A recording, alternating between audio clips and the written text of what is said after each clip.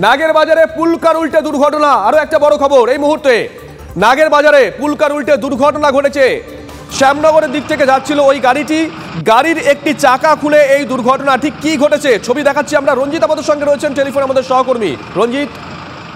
দেখো শুভজিৎ, সকাল 8টা নাগাদ নাগের বাজার যে ডায়মন্ড প্লাজার কাছে পুলকার উল্টে যায়, সম্ভবত যেটি পুলিশ সূত্র এবং স্থানীয় সূত্র মারফত খবর যে গাড়ির চাকা খুলে গিয়েই এই দুর্ঘটনা।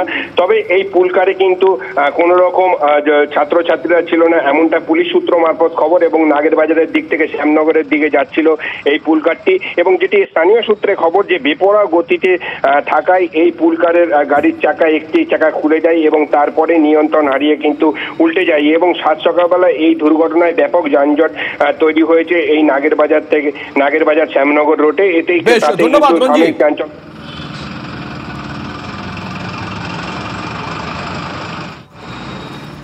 এদিকে নরেন্দ্রপুরে ছাত্রের রহস্য মৃত্যু ঘিরে তুলকালাম।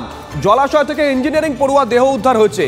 4 দিন ধরে নিখোঁজ ছিলেন মহামায়াতলার বাসিন্দা ইঞ্জিনিয়ারিং পড়ুয়া অপ্রতিম দাস। পরিবার দাবি করছে বিয়ে বাড়ি যাচ্ছি বলে বাড়ি থেকে বেরোন অপ্রতিম, তারপর থেকেই তিনি নিখোঁজ ছিলেন, এমনটাই দাবি করা হয়েছে পরিবারের তরফ থেকে। নরেন্দ্রপুর থানায় লিখিত অভিযোগ দায়ের করে পরিবার। রবিবার দুপুরে ঢালিপাড়া এলাকার একটি পুকুর থেকে তার দেহ উদ্ধার হয়। পুকুরে দেহ ভাসতে দেখেন স্থানীয় বাসিন্দারা। এরপরেই উত্তেজনা ছড়িয়ে পড়ে গোটা এলাকায়। ঘটনাস্থলে পুলিশ গেলে দফায় দফায় বিক্ষোভ দেখাতে থাকেন সেখানকার স্থানীয় বাসিন্দারা। পুলিশের বিরুদ্ধে নিষ্ক্রিয়তার অভিযোগে সরব হয়েছে পরিবার। সবথেকে বড় কথা, নরেন্দ্রপুর থানার উপরে আস্থা না রেখে সিআইডি অথবা সিবিআই তদন্তের দাবিও জানিয়েছে মৃতের পরিবার। অরিত্র আমাদের সঙ্গে রয়েছেন, আমাদের সহকর্মী। অরিত্র, কেন পুলিশের ওপর এক্ষেত্রেও পরিবার আস্থা রাখতে পারছে না, যেমনটা আমরা দেখেছিলাম আগরপাড়ার ক্ষেত্রে?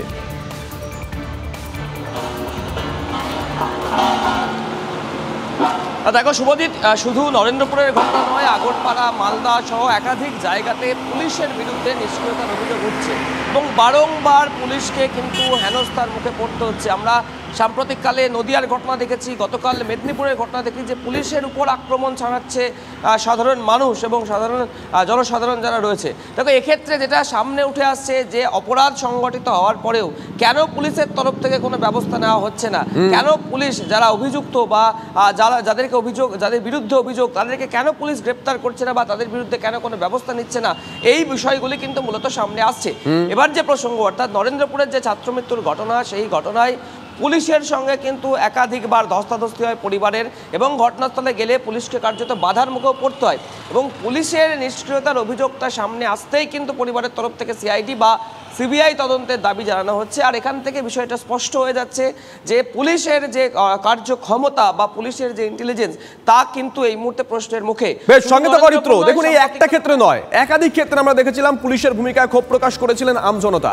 গতকাল আমরা দেখেছিলাম আগরপাড়ায় ওই যে মৃত ছাত্রের পরিবার, পাড়া প্রতিবেশী যারা আছেন তারা বলেছিলেন থানায় খবর দেওয়া হয়েছিল, 4 দিন কেটে গেছিল, পুলিশ কোনো ব্যবস্থা নেয়নি। এক্ষেত্রেও কিন্তু নরেন্দ্রপুরে ওই মৃত ছাত্রের পরিবার ঠিক একই দাবি করছেন।